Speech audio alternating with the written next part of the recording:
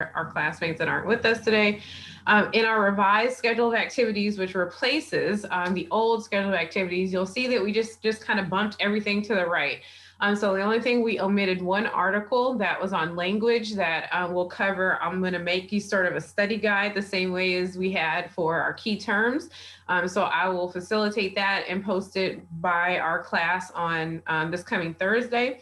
And then I'm going to give you some things to just bot through for each one of our texts for chapters 1 and 2 from our Dr. Bob book and from our racial linguistics text. We're going to check out chapters 8 and 11 if we get a chance, and we are going to lecture on those. So our real meaty, this is going down lecture will happen on Thursday. But on today, I just wanted us to get a good look at the schedule, be on the lookout for an assignment that's going to be called your Communication Identity Project, where you're going to help to sort of map your own linguistic journey. So kind of talking about where your people are from, how you're educated in speech, communication, those sort of background elements. So if you have not hollered at, if you're so blessed to have your grandparents or have access to your parents or your guardians, the people that have raised you, if they're the type of people that are like mine, that don't want you to just, tap in when you need something, then maybe call them this week and say, hey, how are you doing? And then next week when you call and say, or the week after, and you're like, by the way, is it true that Mimon came from Mississippi?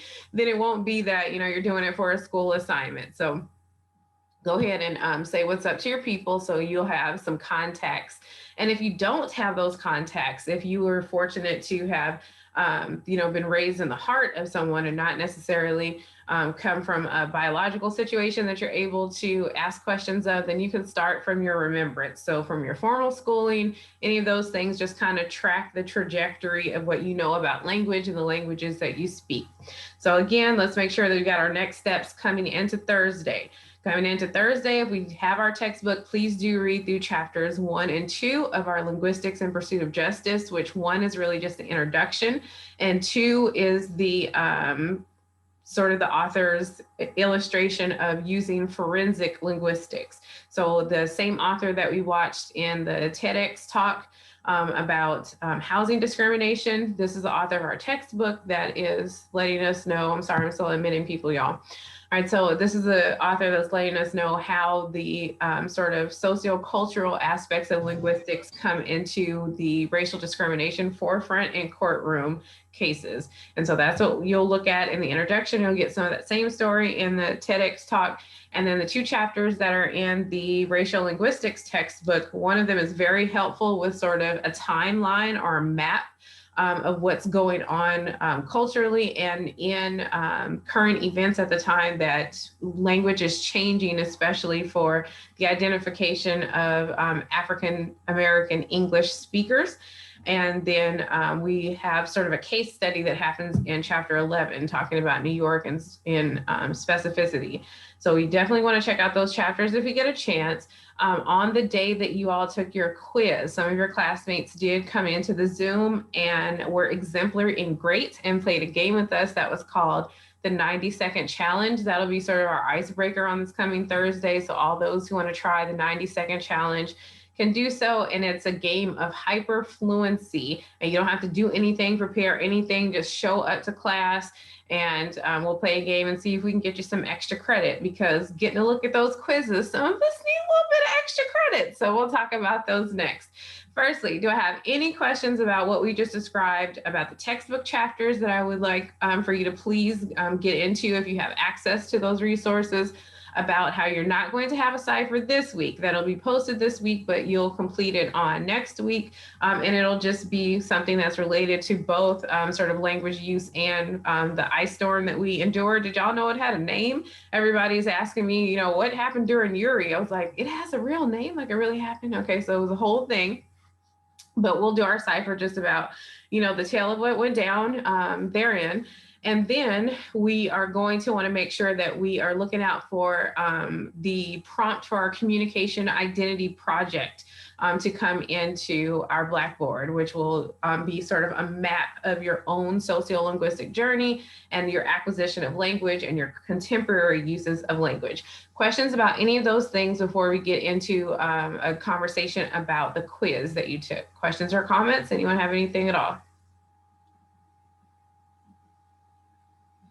Okay, fantastic and great. And if you do, you can unmute yourself at any time, put in the chat. And I want to mention, y'all do have something in the chat, by the way. Jessica let us know how to get to the Cougar Cupboard.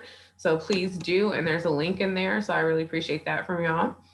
Alrighty, and the event that we mentioned on last class, I believe that was about the consortium between our 4 universities that are Houston related, has now been moved to February 26th.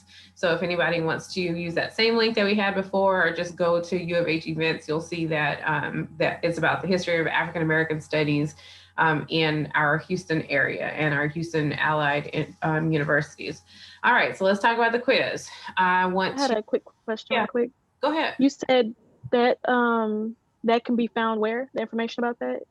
For this, I'll get you a link, and I think I had put in the chat the last time that we met, or I had just discussed it, apologies, but I'll definitely post it to Blackboard. It's just a link to, or it's called the Southeastern African American Communication, or excuse me, African American Studies Consortium.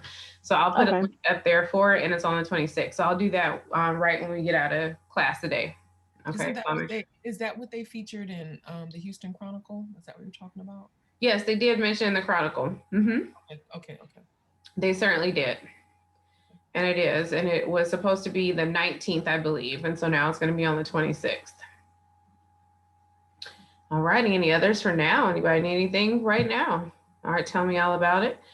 All right. Thank you. Thank you. Now to this quiz. I'm going to ask you in a bit to just tell me how you feel about your lives and how you felt about your interaction with the quiz. All those who provided accommodations got, a whole lot of time to put into it. Those who did not provide an accommodation got the same time as if we were meeting in a classroom during that period. So an hour and a half. So we have an hour and a half to complete it. And then those who had accommodations had a bit more time to that. And then the question structure is very similar as well. So you should have seen multiple choice questions, and you should have also seen essay questions that require short responses. My official finger wag is coming out because 2 paragraphs mean 2 paragraphs, young people. All right, so when we say 2 paragraphs, a paragraph is like 4 sentences. Like, can I get 4 in there, 4 or 5 sentences? And if we need 2 of those, I'm asking you for 8 whole sentences. I'm begging here, okay, 8 sentences to help us express ourselves. So I want to just make sure that you understand what the point of having 2 paragraphs is. It's not because I just love to read essay questions. But the issue is that I love to read responses to essay questions. I really want to see what your own interpretation understandings are. And that it's not that we have, and you should have seen, hopefully, the feedback for your responses. Sometimes there was nothing left to say. You said it all. You hit it. That was it. I'm like, yep, that was dope. That was great. And I agree or disagree. And I want to make sure that you understand, why it is that there are any sort of point deductions, because absolutely no person that is in our course received any sort of point deductions for anything that was opinion based whatsoever. If there was something that was a factual element that was missing that you did not try to address, then I might have shaved it by a point or 2 just to illustrate. In the prompt it said, please provide one, specific thing, and I did not see that. But otherwise, if you touched on the thing in the prompt and you tried to work around it, then you got your full points. You should have done that. So this time I didn't take any points off for that one little measly paragraph that you irked out there. But I did fuss. Okay, so in the feedback, I did say, please, next time, let's try to get 2 if we can do this. But now you see what it is that we're doing, meaning you can see how you will be prompted and sort of the test of knowledge that you will get. Let's get some questions and comments going. How did y'all feel about it? Did you feel like the review that you received was faithful to the exam, or do you need an additional or a different, methodology in studying for our next quiz? Or just tell me what y'all's feelings are about it. What you got? I feel like since we get on here every Tuesday and Thursday, in addition to the review that you gave us, I feel like that helped a lot. So if I wasn't on here virtually, I feel like that wouldn't have helped as much with the review, maybe since I had like a better understanding of the material. Mm-hmm. And I also felt like the quiz reflected a lot on what we talk about every class period. So. Okay, so you felt like it was a fair representation of what you saw? Okay, I didn't want there to be any trick questions in there for y'all because you're super intelligent and you got lots of good understanding. We just want to see you work it out. So thank you for that feedback. Who else has got something? If you do, anybody else have a question about what happened or what was going on or how you felt about it? Go ahead. I wanted to unmute. I was just reading your how you doing? I was just reading your feedback, stating the quiz was open for 2 hours and 20 minutes. Actually, it was open, but I couldn't click on anything. So there was just some answers that I couldn't submit.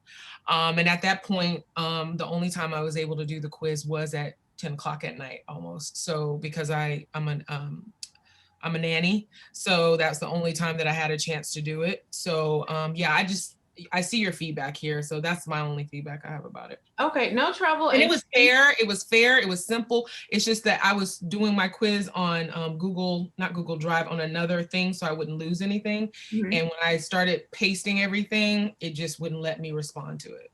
Okay, and thank you for telling me that. And you know, for anyone that, and it was a few of y'all that I said, hey, did it just cut off on you or what happened? Just asking. We will have, we're not going to open, of course, that specific quiz back up, but we will have some opportunities to put some points in that place. So if you weren't satisfied in any way with your performance on this quiz, or if you did experience something that was janky or went wrong, please do let me know, and I'll know to give you some supplemental materials to make sure that, you know, we help that grade out just a little bit, because it really was just a test of knowledge as of right now. So just kind of what your grasp is and what you have. So we want to try to get that reflected accurately. So we don't want to pad it, but we just want you to make sure that you feel comfortable with it. So anybody else that I left feedback to that said, hey, what happened or what's going on, answer me, you know, so not here, you don't have to tell me right here, but just send me a quick email or, you know, respond back to that feedback and tell me what happened, and I can make sure to try to help out for the next time. Are we able to respond back on Blackboard? I don't know. No, it doesn't show that we can. I just see your note, but I'll respond. Well, then please do send me an internal message then. Okay, so an internal message in Blackboard, go ahead and do that. All right, I can do that. Others for now. I have a quick question about the feedback. I'm not sure if I didn't receive any feedback or if I just am unable to see it. Okay, you might have gotten it per individual question. Like I said, and not every question got feedback, but sometimes it just said something, you know, just really terse, like, hey, that was a great insight, or, oh, that's interesting that you said this thing. So if yours has like no feedback whatsoever, then that's a glitch in the matrix, and I will go back in there and I'll see what I was supposed to put for Leslie Ann, because I was definitely looking at what it is that you wrote. So you don't see anything under any questions or even just in general? Dang. Are my answer responses supposed to be visible as well? Because I don't see them. You said your answers? Yeah. Yes, you're supposed to be able to see your own answers, or you guys can't see your own answers? If you click on, you have to open the quiz up where it shows your quiz 1, and then once you click on quiz 1 in blue, then you click on the grade in blue. It's very and then it opens it up. Yeah, I have the questions shown, but not the responses. So not your own responses and not my feedback either. Okay. So thank you for noting that. I will definitely go in there and look and see what in the world has happened.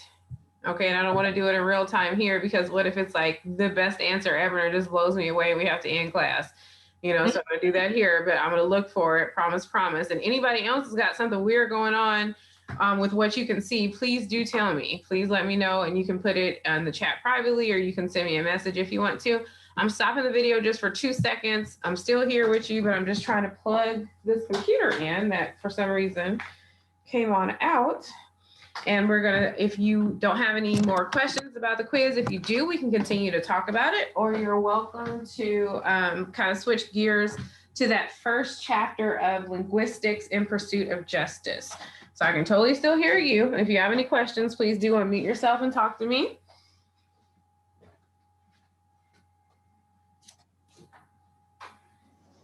Hello, Professor, can you hear me? I can. I still had trouble figuring out what's the difference between connotative and coded message. Okay, let's talk about that really quickly. And thank you, and apologies that I didn't see the hand raised earlier. That is you talking to me, right? Okay, let's see. Yes, it's me. Got it. Thank you. All right. So we are in the difference between connotative and coded, excuse me, new word, meaning when something is connotative, we think about the secondary definition that is also very well known to a mass of a speech community. So we use the term, let's take one, manipulate. So to manipulate denotatively as our first entry in a dictionary is usually to alter or to change. But the connotation or the way that our North American westernized culture uses the term manipulative is that it is a negative thing. So if we call someone, a manipulator, or we say that this person manipulated another person, then it has sort of a tone or a touch on it that is positive, negative, or neutral. So we usually are talking about the subjective or emotional quality of the word's use. But coded meaning doesn't even necessarily have to take the emotional value of anything, or it doesn't have to talk about a mass of a speech community's understanding, but really a highly specified piece of that community. So think about the concept of language that is used as slang, or language that is among youth culture or occupational jargon, that only a small numeration of people from a certain speech community would be able to understand it. So if we say, let's say that we are making the term manipulate into something that is an informal piece of communication or a colloquialism.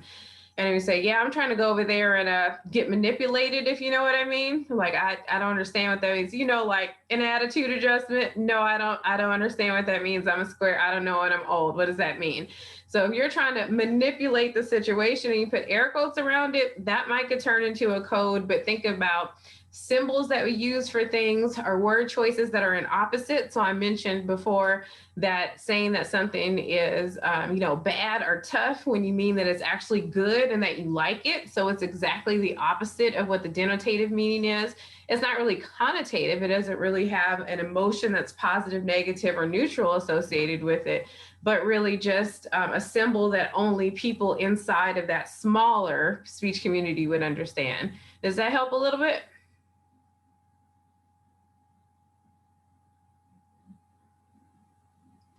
Yes, it does. Okay, great. Fantastic. And any others for now? Questions or comments about anything that we saw, that we looked at? All right, so did y'all recognize the old lyric that is in the test? Did anybody recognize that one? Nope. Okay. That'll be a bonus question for next time. All righty. Let's switch. An old lyric? It was an old lyric. Okay, so when you're asked a question about a habitual B indicator, and there was a song lyric that was there. So I was trying to figure out if anybody figured out whose lyric it was or what was happening. All righty, that'll be up to you to find out for the next time. Y'all, Bobby Shmurda is free. Is that a linguistic subject? Okay, we'll talk about what that means later. Leslie Ann knows. All right, here we are. She's talking about question 7. Okay. I'm talking about question 7. Miss Allen's like, I got it. It's academic. All right. In this textbook, really quick, I just want to bop through very quickly a couple of talking points in the introduction that I want to make you aware of, and then we'll get you out of here, I promise, since I know everybody's just trying to get back in the swing, as DJ said, of getting back in school after, the great ice. We are looking at sort of the identification of a pattern from this particular author. Some of our textbooks try to approach from a complete and total facade of objectivity and neutrality and say, we're just taking these topics without the author's worldview that, is here, and instead just giving you just the facts. This is what's true and this is right. And this textbook is not created in this way. The author is very heavy-handed in saying, this comes from my own personal experience. My passion for this subject is such that I wanted to bring it to the world. I want to make sure that you know that this is a point of activism in education, meaning that the textbook is created to let you all know the cases that have come into developing a sociolinguistic focus on ending forensic linguistics used to weaponize against people in racial ways. So we're talking about using words to stigmatize people. In court cases, we're talking about using descriptors. Think about if you've seen anything in the news lately. I know we've been going through it, so maybe it hasn't hit you what's going on in the current event, but we know that we're 1 year out from I'll say it's a crime. It's in my personal scholarship opinion that it was the murder of Ahmaud Arbery. Okay, so we're at 1 year from that horrendous event. And connected to our class in our sociolinguistic focus on linguistic forensics in courtrooms, we see that the two of the people that are on the defense side have asked that the term victim not be used concerning the actual victim of the crime. Like there's absolutely no other way to describe this person that is more accurate than the term victim. So they would like this person to be referred to as this person or the decedent or the witness even, because you can be a witness to your own death or homicide that's committed against you. And I want us to think about, as we're in chapter 1, why it would be so important for that word, that this one word, to trigger the sort of empathy of a jury or even the judge.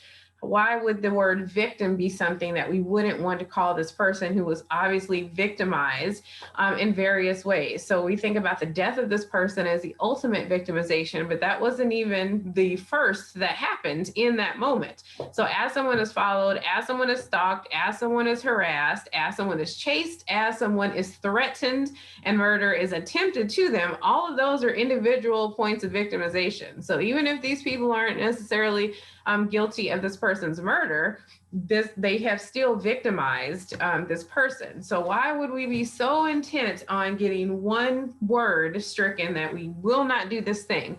And then think also about what you've seen just on television shows and court proceedings where you heard something as a witness or a juror or a person who is, and when I say witness, I mean a person, that is just witnessing these things happen, not necessarily a formal witness to a crime.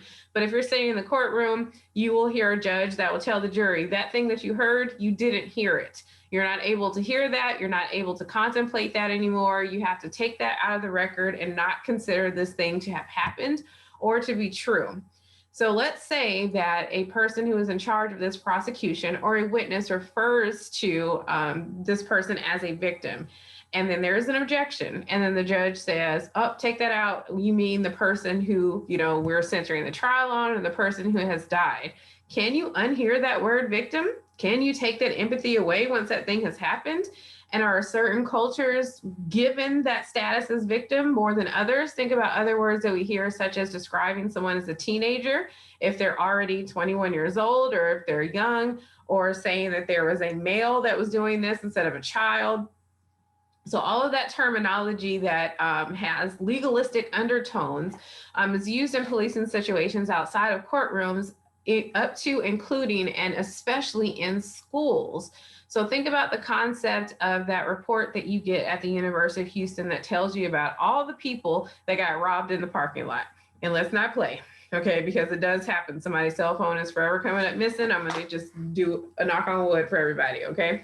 So when we see those reports, how are those people described that are the victim, as we're using of this crime? Are they described at all? Or how are the suspects or assailants described? Which terminology is used for all of those people? So please do, in chapter 1, look through the concept of what's going on in the country and in the culture. We get a little bit of a conversation about the civil rights movement, about the Black Panthers as an organization. We start talking about non-standard dialects in legal proceedings and how we are transcribing things with sort of a limited view of language. If we are not fluent speakers of African-American English, then how are we to interpret the words that are said or get a strength or a feeling or a tone? So we know there's a difference between y'all are getting on my nerves and you know what, I'm about to come over there and all y'all are gonna know how much you're getting on my nerves. So the escalation between y'all and all y'all in my community is a really big deal, okay? So by the time we have conflated everyone, we have a different characteristic or tone of what it is that we're mentioning. So we're looking for a term that we find throughout chapter 1 and a really good sort of synopsis of it on page 20 specifically. And I'm giving you the guns for this one. The term is linguistic disenfranchisement. Linguistic disenfranchisement is what we want to introduce. And when we use the term linguistic disenfranchisement, who gets maligned by language? Who is deprived access to certain pieces of language? Who is allowed to use language in ways that will enhance their own empathy from others? Who is allowed to self-empathize, meaning are you using terms for your own self that are calming, or do you identify with the same inflammatory language that you hear that is said about you? Think about words that are off limits to certain cultures. Think about words that will be used when a culture wants to weaponize them and then are totally ignored when that same thing happens to another culture. So chapter 1, if anyone has already read chapter 1, that's fantastic, and you're welcome to weigh in now. If you have any questions or comments, anybody, thank you so much. Leslie Ann is getting us together. Linguistic disenfranchisement. Excellent. Thank you. And it would have taken me 10 years to type it because y'all know that I type with only the 3 fingers. Alrighty, so I appreciate you. Tell me all about it. Anybody read the chapter and found anything interesting in here already? Okay, tell me all about it. Leslie Ann said, I read it. I didn't say I found anything interesting. Okay, so maybe you read it, but it wasn't anything interesting. All right, if y'all want to talk about anything, please do. And please interrupt it. Get right in my way if I'm talking too much. Anybody have anything? All right, chapter 2, we talk a little bit about linguistics, life and death. And that's when we get into our conversation about, and I like how the author says that, you know, this happens by accident, but think about all of the sort of what would be called now in more formalized legal proceedings as hearsay. So I know that he whistled at this woman. I heard him whistle at her. I heard him say this. He said that he was going to do this, or she said this. Now we have these things sort of, you know, formalized. They're terroristic threats, or we can say that this is eyewitness testimony firsthand. And beforehand, so many people have gotten, you know, disenfranchised or maligned based on the testimony of others. Alrighty, so we're looking at a case that gets us to Texas itself, and we're looking at sort of a flamboyant attorney that is using, you know, sort of all the stops in a court case that was supposedly, you know, going to be cut and dry. We're looking at a case where a person is saying, yes, I committed this crime, or I was hired to commit this crime, but it was because someone asked me to do it. Someone was the, you know, conspirator that made me do this thing. And we even have it recorded. Okay, so we have a recording that shows that this person knew that I was going to do this thing, that they had asked me to do this thing. And we need the court to analyze this.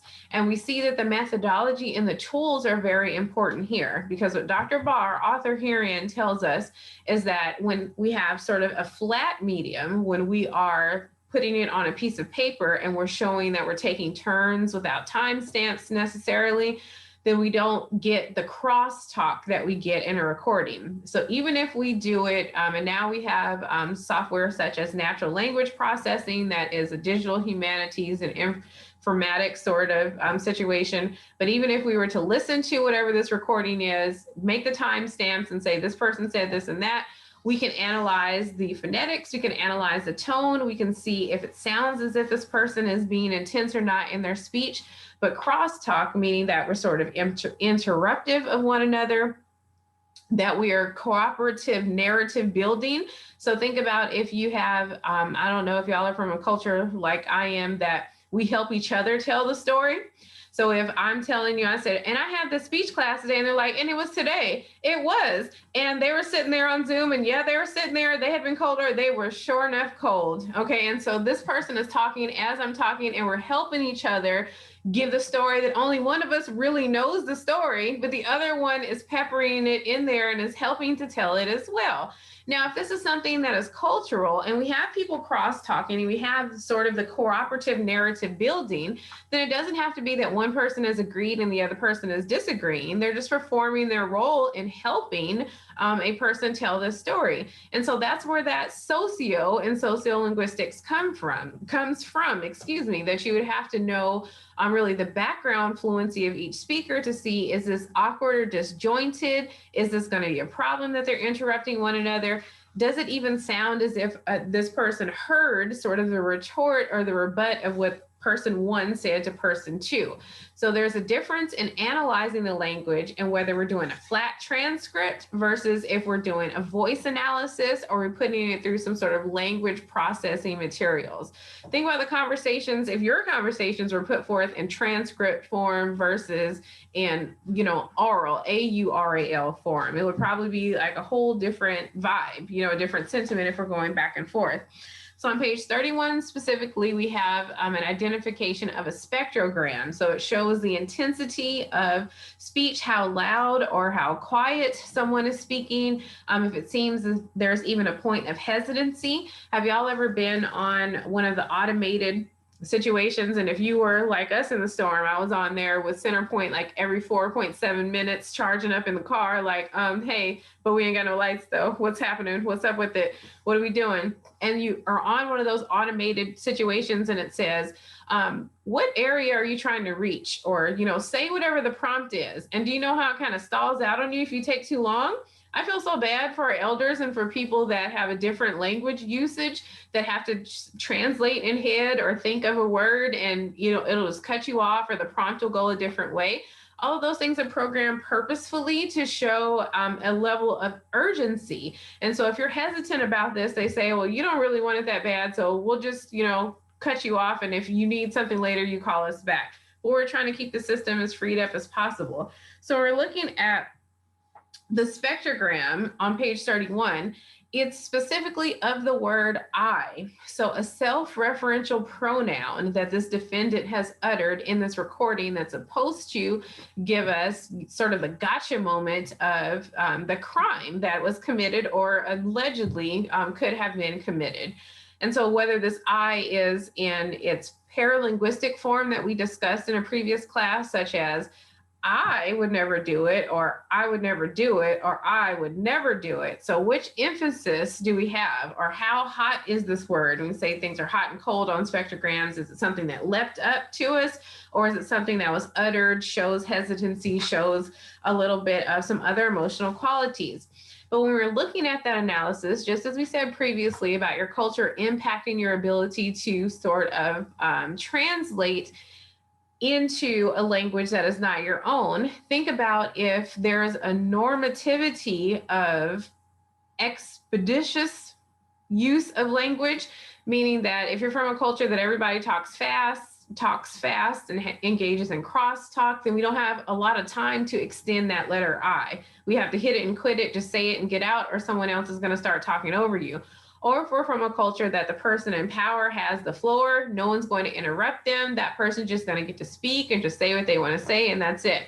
Think about something very quick and that could be a part of your own experience if your culture is like mine. I remember when I was younger, I had a friend come to my house, and this is like a common comedy bit because it happens so often to people that we're going to laugh at it every time it happens. So there was this girl in my house, and she was a friend from school, and my mom came in and she told me to go and take the garbage out. And I said, okay. And I went to get up and she says, hey, we're right in the middle of the game. You want to just tell her you do it later? Did I want to just what? And she was like, did you want to just tell her you'll do it later? I was like, let me back up. You want me to tell my mom that I'm going to go do something later? She's like, yeah, just tell her you do it later. We're busy. I was like, oh yeah, we're part of a whole different universe because that could not happen whatsoever. So think about if the speaker was from a culture where they would be able to say, this person gets to speak interrupted, mom gets to speak uninterrupted, and the child is not going to cut them off, is not going to correct them, is not going to say these particular words back to them to change the narrative. And someone that was from another culture interprets this and says, well, it must be true because the child didn't interrupt. The child didn't say this isn't true. They didn't correct the record or anything. They just let that person talk. You know, you would think that if someone accused you of something that you didn't do, then you would speak up for yourself. Maybe you're from a culture that has a power dynamic that disallows that type of behavior, that that person would not have done it. So we're looking at not only the physicality of words that hit the spectrogram, but how culturally they are delivered, and then how they are interpreted by one culture or group and really sort of filtered into the standard of Eurocentrically appointed American English. Because if we're looking at the state, and when I say the state as the power structure, as the apparatus that is legal in our country, then we're looking at filtering absolutely everything through that same sort of standard American English. And that standard is from the most generic level of culture possible. And the most generic level of culture possible is really up to the interpretation of whomever is reading these things. So that means that we're building algorithms to pace you when you are on automated, situations when you're calling in.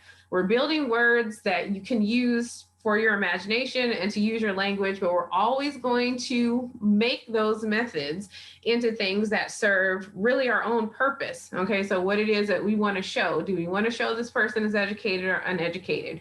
Do we want to show that this person knew what was going on or did not know what was going on? And I want you to know, young people, that you did not enroll in a class that is called Law and Speech and African American Studies. So this textbook that is discussing with us what happens in forensic sociolinguistics is really methodology heavy. So it's just showing us how it is that we can make something into a formalized inspection. We can turn this into an actual humanities, department or genre. We can have all this inspection. But if you don't have the undergird of that culture, then it's something that is not going to be held as esteemed as other things and is always going to be put up against the quantification of things such as a spectrogram that are sanitized, generic, and are not going to show the culture against them. So in our textbook that is for racial linguistics, that's where we get lots of the sociocultural aspects. And then when we compare this against the textbook that we're discussing herein, about legal aspects, then we kind of see that praxis or how it turns out. So academically, in theory, in this textbook, we have all sorts of, different identification and different ways that we use culture and language. And that's cute that y'all have a different word for this. And in this textbook, we're like, yeah, but it's locking people up. Okay, so understand what it is that we're doing, that we're trying to make a bridge between what theoretically we know is culturally firm and is important, and then really the real life aspects of how people can get caught up, and that stigmatization in one book turns into weaponization of language in our system of mass incarceration and of our real lived experiences of these speakers. Questions or comments? And now I know I've just been talking. So questions or comments about anything that we discussed in our first two chapters of linguistics in pursuit of social justice, or excuse me, linguistics in pursuit of justice. Anybody have anything I want to talk about yet? Okay. Thank you. And if you do, like I said, if you do, please do let me know. All righty. So now in our textbook that again, racial linguistics, if we have this one yet, we are to please try to bot through. Thank you. Okay, Miss Allen said, I need to let you know that I got it. Okay, so go ahead, Mom, I can hear you.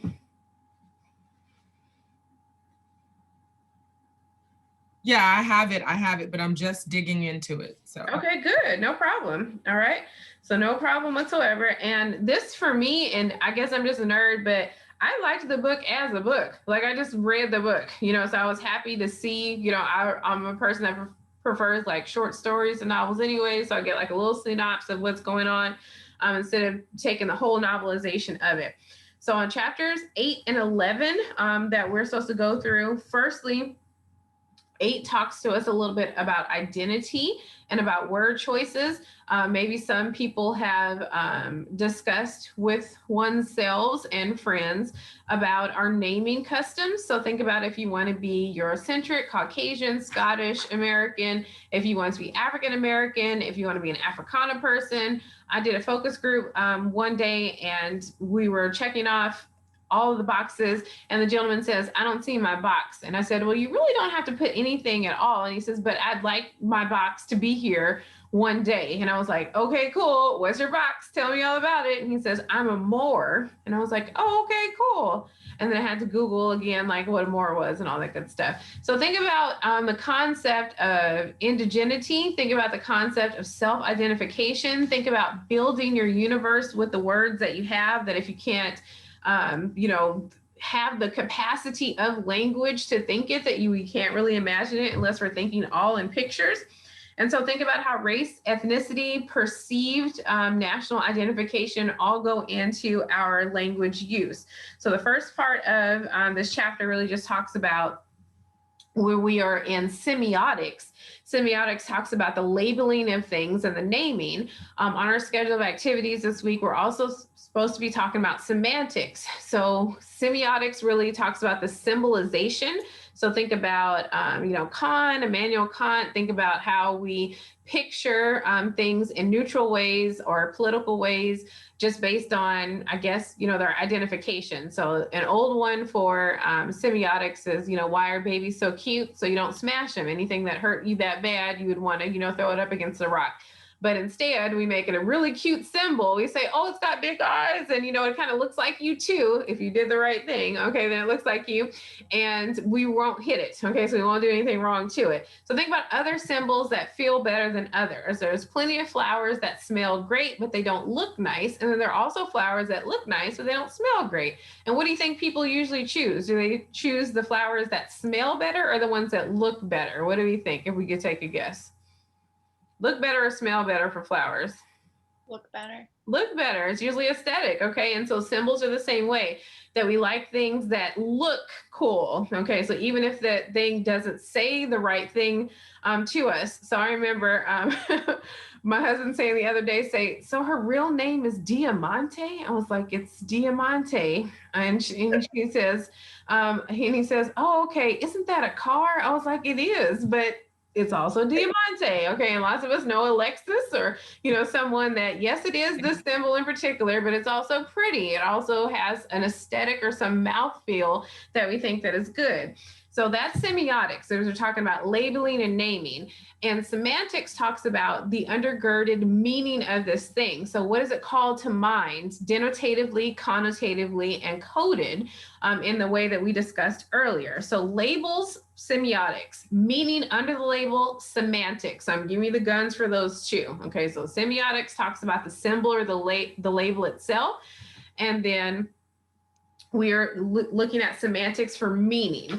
So when we discuss semantics as far as meaning, we're thinking about what we talked about earlier in class, not this class period, but previously, the difference between saying I was late and I was a little behind, okay? That I've used the symbol late, which has sort of a negative meaning or semantic connotation. Or if I say I was a little behind, that's an extended level of semiosis, but it feels better semantically. It has meaning that's a little, easier for us to get through. So on page 157 of our chapter, we start talking about diasporic people making different semiotic changes to elicit different semantics. So if we don't want to be called colored or Negro, we don't want to be called Black, or if we don't want to be called African American, or as your professor has such trouble with the dash, like the M dash really gets me between African and American because the dash symbolizes in a semiotic way. For me, it has the semantic undergird that there are sort of, a voluntary aspect to this dash. And it's not rational necessarily, but it's just my own feeling about it. Okay, that I feel that I prefer, even if AP style says that the dash goes there, I prefer to write it out African American, uninterrupted, without the dash. It's just, okay, you got a feeling? How are you feeling about it? No, I just never thought about the dash that way. Anybody pro dash? I like it. It makes perfect sense. Anybody is anybody anti or pro dash? Anybody out there that's got dash feelings? Okay, it happens. It just depends. But it's just, But I'm a weirdo anyways. When someone's name, and this is why, y'all are mad at me for not pronouncing things correctly because I try. So let's say that, let's go with Hannah. Okay, so Hannah's name is cool because Hannah's name is what? What is a A semiotic? palindrome. It's a palindrome. Okay, so she's got the cool name because it's palindromic. Okay, is what her name is, and that's really cool. So if you have something that is there a group me? Y'all talk among. I don't have one. I think it was it Alex? Was it Alexandria that had made one? Oh yeah, I'd like to be a part of the group me. Okay, so yeah, y'all figure that out. I'm just gonna be There you trying go. from outside the club. I can't be in the group me, so y'all just make your group me. Keep it in your private chat. So is there one? Someone said there is or there's not. Jessica's got you. Oh, she I- does? yeah. Okay. Jessica's got in the chat, so I don't know if you've seen the chat, but Jessica's got Yeah, it. Jessica, I'm an old lady, so I'm trying to jump in there, but I got it. Okay, so she's got it. All right, so we're talking about, and so Hannah's like, more about my name, please. All right, so we got something cool. Yeah. Okay, so we got something cool. I like Leslie Ann's name because she's got lots of E's in it. She's got lots of feelings of a cheese. Like, try to say it without smiling. Leslie Ann, it's got lots of E's in it. All right, and DJ, are you a junior? Does it stand for anything? So when we're naming, we have naming customs. We start thinking about what the culture surrounding it is doing, or if this is something that is organic to language use. Is it pretty for the sake of pretty? Does it mean something cool? So based on my kids' ages, you cannot imagine how many Nevaehs are in one class, which is heaven spelled backwards, okay? And on its face, the name Nevaeh isn't necessarily the most illustrious thing that you said, but it has a semantic meaning. So know that we flipped it and it meant something the other way around. So that's what's sophisticated and cool about this name. So when we think about semiotics, labels, names that we put on things, they're super duper important. Okay, it's important that we do this. When we are in page, 158 is where we get this table that we mentioned. Okay, so it's telling me that we have a Zoom coming up right now, so I don't know what's happening. All right, are y'all having a side Zoom? Not my business. All right, here we go. Back in the book. And it just looks upside down because the cover's upside down. It's really this way. All right. So when we get to page 158, you have a chart, a whole super duper table that gives you the relevant historical events. Then we get linguistic developments that get us, and I'm giving you the guns from how we have a pidgin language rolled into a Creole. Then we have decreolization, which we will cover a little bit on Thursday, that talks about how we're taking Creole forms of the language, dismantling them, and trying to take some sort of autonomy over that language to self-identify. And then we have a recreolization. So we have things that we have taken as far as only our ownership and then distribute them back out to others. So we have kind of like an in-out flux of semiotic labels based on the semantics of the time. And then we have a case study with a whole bunch of more charts and plot points that talk about New York use of African-American English, specifically Sun.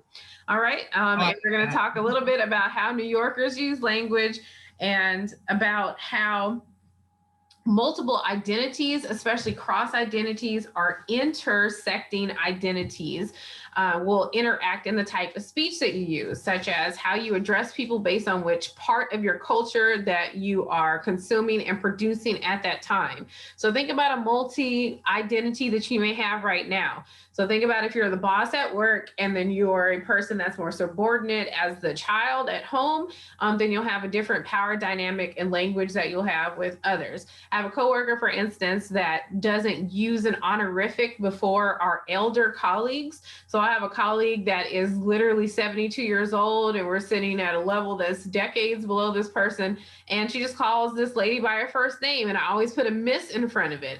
And she says, why do you do that? It just reminds her that she's old. And I'm like, she's got a mirror. She knows she's old. She's been here for a minute. It's a point of respect in my culture, even if it's not in your culture. And if that person tells me, please don't, miss me or ma'am me, then I will definitely, or, I have a different pronoun, then I will definitely honor that thing. But for now, we're going to take it from a point of that identity, even though I'm And it's me, Miss Allen. I'm the old lady in this space. When I'm in that space, okay, she's the old lady. So we change that identity and we have a difference of interaction with the way that we use language.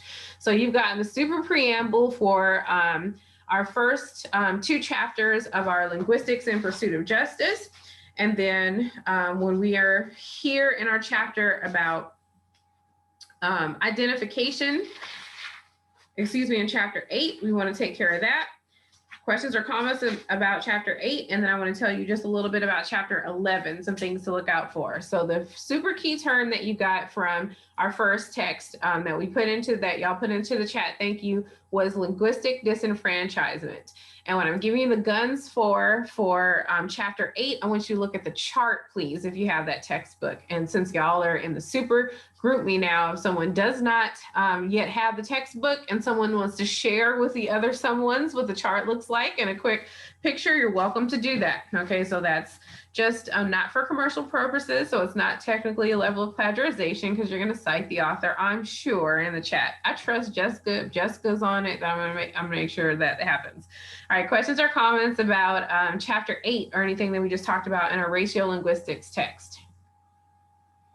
Okay, and lastly, because I told y'all I was getting you out of here, and I promise, and apologies for being so long-winded, in chapter 11, where we talk about drawing upon linguistic resources for self-categorization, we are discussing how it is that we have performance of language based on identity. So there was a hypothesis previously that certain mouths can only do certain things language-wise, and we have always heard that teacher that was getting ready to chop and screw your name up entirely and sort of put you in the other position by saying that. By saying, I know I'm gonna mess it up, so just help me with it. Or can I just call, this thing? Or my mouth can't do that, I'm too old to do this thing.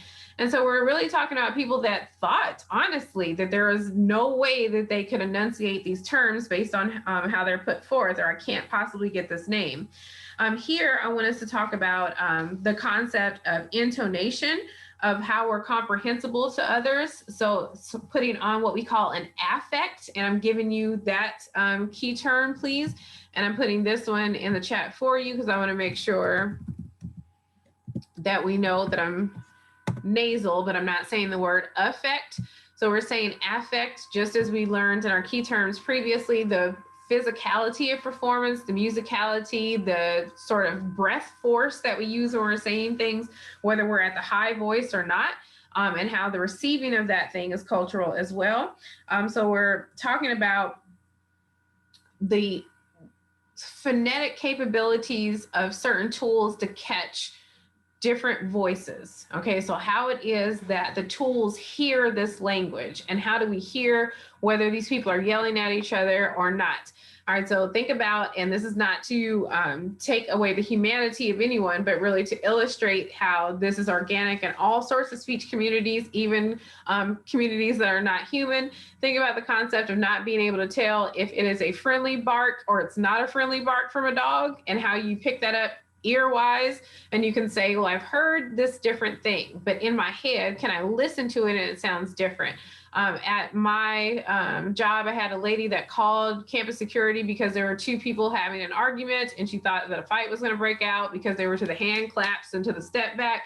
And it turned out they were brothers. They were arguing about Star Wars in the most nice and polite way that could ever happen. But it sounded so angry and offensive. Well, do you have ears to hear that? That it wasn't angry and it wasn't offensive. It was just something that you had already projected on, that you could hear something different. Anybody have anybody loud in your own family or community? Are you the loud one? Because I'd be really jealous if you're actually the loud one and you're this quiet with me all the time. Okay, I want to hear it like way up here. So when we say that we're at level 13, that's really what we're talking about in chapter 11. So how many decibels are you using when you speak? Who is more confident? Who is more soft-spoken? Who's using falsetto? Who's using that sort of tenor register and breaking their voice down? It always cracks me up when somebody says, hello, how's it going? I'm like, hey, it's me. Oh, hey, what's up? It's like, how did you just dropped octaves on us? What's going on? All right, any questions? And DJ looks guilty. I think it's probably him. All right, who is it? Or is it John? John, is that how he is? Hello, Cove, Texas, may I help you? All right. Questions, comments about anything that we discussed today? And I know it was a whole lot, but we were out, and I just want to make sure that y'all are off to the, a good start for when we come back in on Thursday. Questions, comments about anything we discussed?